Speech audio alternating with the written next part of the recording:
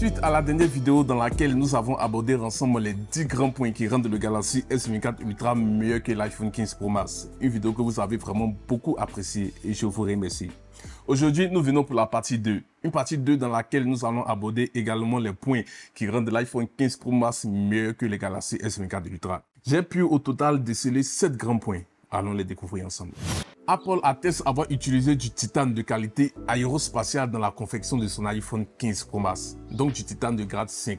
Là où Samsung s'est contenté du titane de grade 2, un titane mélangé à de l'aluminium de moins bonne qualité que celui de l'iPhone 15 Pro Max. Et cela se confirme bien sûr à l'usage. Après plusieurs mois d'utilisation, aucune rayure n'est perceptible sur les tranches de l'iPhone 15 Pro Max. Des tranches qui demeurent toujours impeccables comme neuves.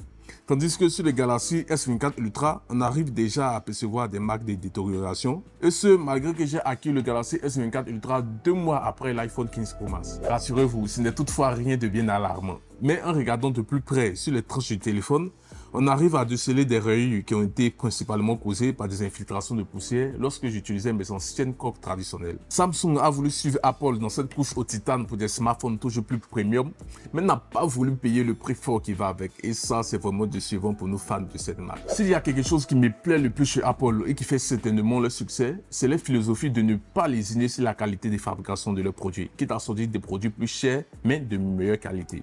Et je pense que les autres marques devraient s'en inspirer. Les iPhones ont toujours été des rois incontestés de la vidéo et l'iPhone 15 Pro Max ne vient que confirmer cette suprématie de Apple sur ce segment. À l'instar d'une caméra professionnelle, l'iPhone 15 Pro Max peut filmer en ProRes Log ou HDR, des modes de prise de vue très appréciés des professionnels de la vidéo. En mode vidéo standard, c'est-à-dire le mode que nous allons utiliser dans 98% des situations, on pourra monter jusqu'à la 4K à 60 images par seconde avec la prise en charge du Dolby Vision. Et cet iPhone nous donne un rendu un poil supérieur à celui du Galaxy S24 Ultra. Mais le Galaxy S24 Ultra a tout de même le mérite de pouvoir filmer en 8K à 30 images par seconde ou en 4K à 120 images par seconde pour des ralentis plus qualitatifs. Les haut-parleurs sur l'iPhone 15 Pro Max sont aussi de meilleure qualité que ceux du Galaxy S24 Ultra, avec un rendu sonore beaucoup plus riche et des basses plus présentes. Mais rassurez-vous, ce n'est pas non plus le jour et la nuit. Toutefois, lorsque tu reviens sur le Galaxy S24 Ultra, après avoir écouté la même musique sur l'iPhone 15 Pro Max, là, la différence est beaucoup plus marquante. Tu te dis alors, ouais, il y a vraiment une différence. Les applications sur iOS sont en général plus optimisées que sur Android. En particulier, les applications des réseaux sociaux où l'on peut partager des photos et vidéos en grande définition. Et cela est dû au fait que Apple sort peu de modèles d'appareils par an, ce qui laisse la latitude aux développeurs d'optimiser ces applications pour chaque iPhone bien donné. Tandis que sur Android, c'est carrément des centaines de modèles qui sortent chaque année. Xiaomi seul en sort pratiquement 15 à 20. Donc impossible pour ces développeurs d'optimiser ces applications pour chaque appareil. Cela demanderait trop d'efforts. Alors, ils se contentent d'un code passe-partout qui marche, quitte à avoir quelques petits problèmes d'optimisation ça et là. Vous comprenez donc que ce n'est vraiment pas la faute à Samsung, qui fait quand même d'énormes efforts à travers ses partenariats, notamment avec Snapchat et le groupe Meta, donc tout ce qui est Facebook, Instagram, WhatsApp, pour que leur application soit mieux optimisée sur le téléphone Galaxy. Et je pense que les choses vont changer. Toutefois, je pense qu'il est quand même important de clarifier certaines choses à ce niveau. Ce n'est pas que toutes les applications sur iOS sont systématiquement mieux optimisées que sur Android, car il m'est arrivé aussi d'avoir des problèmes de bugs avec certaines applications sur mon iPhone. En particulier avec YouTube, dont l'affichage devenait fade sans raison, ou avec l'application de ma banque Benny qui plante régulièrement lorsque j'essaie de naviguer entre mes différents comptes avec le carrousel qui est proposé dans l'application. Pourtant, je ne rencontrais pas ces mêmes problèmes sur le Galaxy S24 Ultra. Chose qu'il y a aussi des applications qui sont mieux optimisées sur Android que sur iOS, même si en général Apple est un peu en avance. La sécurité sur iOS est aussi poussée un cran plus haut que sur Android. En plus de l'App Store et ses applications qui sont minutieusement sécurisées par Apple, Face ID offre tout aussi une sécurité beaucoup plus avancée que le traditionnel capteur d'empreinte ultrasonique du Galaxy S24. Si votre femme ou votre copine n'a jamais utilisé votre doigt pour déverrouiller et fouiller dans votre téléphone pendant que vous dormiez, alors prenez-y garde. Ceux qui ont déjà subi cette mésaventure, venez vous désigner dans les commentaires.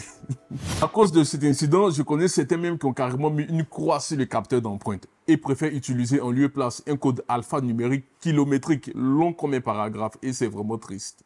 Pourtant, avec Face ID, il est quasi impossible que quelqu'un déverrouille mon téléphone à mon insu.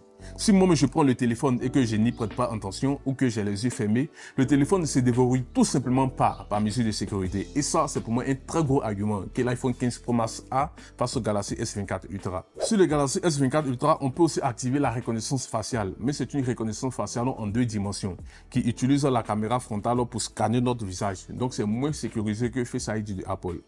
En plus, il y a très souvent des ratés et ça ne marche aussi pas dans le noir. En gros, ce n'est pas vraiment au point. Le moteur haptique sur l'iPhone 15 Pro Max, un autre que j'apprécie beaucoup sur ce smartphone. Les vibrations sont plus fortes et plus qualitatives que celles du Galaxy S24 Ultra. Il m'arrive très souvent avec le bouton action de m'amuser à mettre le téléphone en mode vibreur et de l'enlever à répétition comme un enfant. Tout simplement pour ressentir les vibrations et c'est vraiment agréable. Les iPhones s'y répondent aussi beaucoup mieux que les téléphones Android. Le Galaxy S24 Ultra à sa sortie était affiché ici en Côte d'Ivoire à 850 000 francs. Aujourd'hui, il est même possible de le trouver en dessous des 700 000. Il a donc perdu pratiquement 18% de sa valeur en juste 8 mois. C'est vraiment abusé. Aujourd'hui, si je souhaitais revendre celui-là, ce n'est même pas évident que je puisse en tirer 500 000. Chez Apple, les iPhones perdent rarement de la valeur à ces rythmes, ce qui se révèle bénéfique lorsque l'on souhaite revendre son téléphone ou tout simplement le troquer. Et ça, c'est pour moi un argument à prendre en compte avant de claquer 1500 € dans un téléphone. Acheter un téléphone à 1500 € qu'on ne pourra pas revendre au bout d'un an à 500, ça fait réfléchir, à moins que vous souhaitez le garder pendant longtemps. Et voilà, c'est maintenant terminé pour cette vidéo et je vous remercie de l'avoir regardé. En conclusion, iPhone 15 Pro Max, Galaxy S24 Ultra, iOS ou Android, chacun a ses avantages et ses inconvénients. Aucun système ou aucun smartphone n'est systématiquement meilleur que l'autre. À vous d'identifier vos besoins et d'effectuer les choix qui les correspondent. Il y a de belles vidéos Fight, Samsung, Apple qui arrivent, alors on n'oublie pas de s'abonner pour ne rien rater. Moi, je vous demande de prendre soin de vous. À la prochaine. Ciao.